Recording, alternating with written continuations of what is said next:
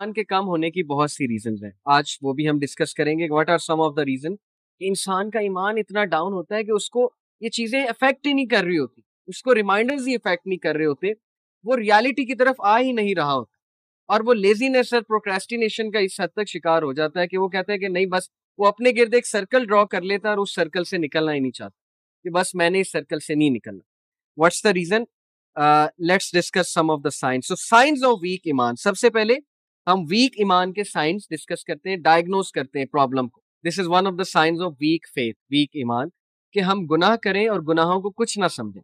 جیسے کہ عبداللہ ابن مسعود رضی اللہ عنہ نے فرمایا تھا، بلیور ایمان والا چھوٹے سے گناہ کو بھی پہاڑ کی طرح سمجھتا ہے اور وہ اس ڈر میں رہتا ہے کہ یہ پہاڑ میرے اوپر گر نہ جائے، میں اس کے ملبے تلے نہ دب جاؤں.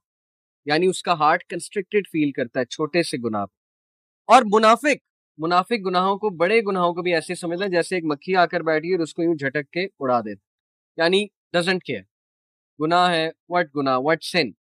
تو یہ ہے one of the signs of weak ایمان کہ گناہوں کو گناہ نہ سمجھ، گناہوں پہ نادم نہ ہونا، گناہوں پہ اکڑ جانا کہ نہیں میں تو بالکل ٹھیک ہوں، میں تو بالکل صحیح جا رہا ہوں، بلکہ دوسروں کے ساتھ بھی شیئر کرنا کہ میں یہ کرتا ہوں اور کھنے خواہ بننا اور اپنے آپ کو سٹڈ ثابت کرنا کہ میں نے آج یہ کیا تھا. Number 2، having mood swings. بہت سے لوگ کو موڈ سوئنگز ہوتے ہیں، بیٹھے بیٹھے اچانک غصہ چڑھ گیا، اچانک سیڈ ہو گئے، ایک دم الیٹڈ تھے، ایک دم سیڈ ہو گئے، ایک دم ہالونیس. موڈ سوئنگز آج کل بہت کامن ہے بائی دا وے.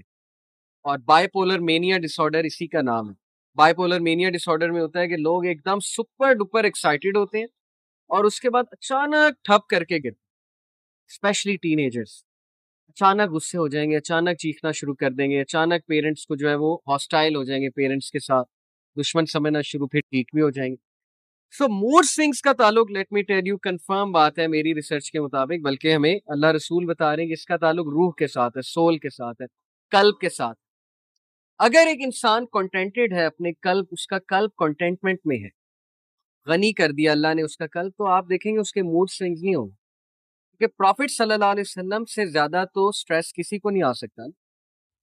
ہر طرف سے ان کو لوگ اپوز کر رہے تھے، رشتہ داروں نے ٹھکرا دیا، سوسائٹی میں کتنے اپوزیشن والے ہیں، دشمن ہیں، اینیمیز ہیں، سازشیں ہو رہی ہیں، ٹونٹنگ ہو رہی ہے.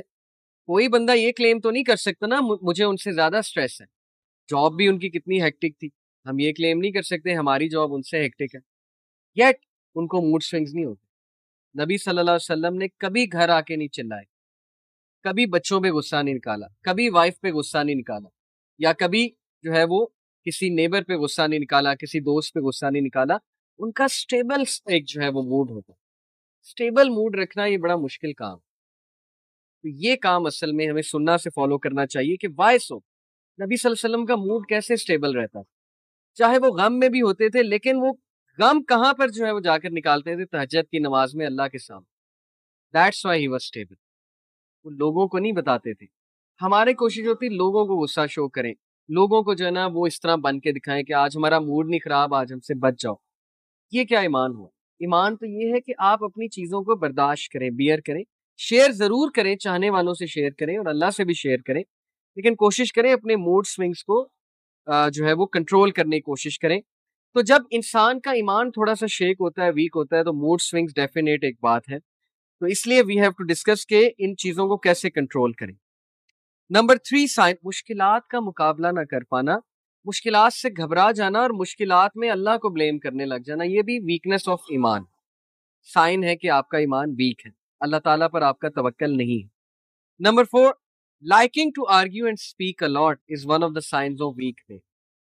بہت ضرورت سے زیادہ بولنا اور ضرورت سے زیادہ آرگیو کرنا، جھگڑا کرنا، ڈفر کرنا لوگوں سے، بحث کرنا، ایکچولی بحث کرنا.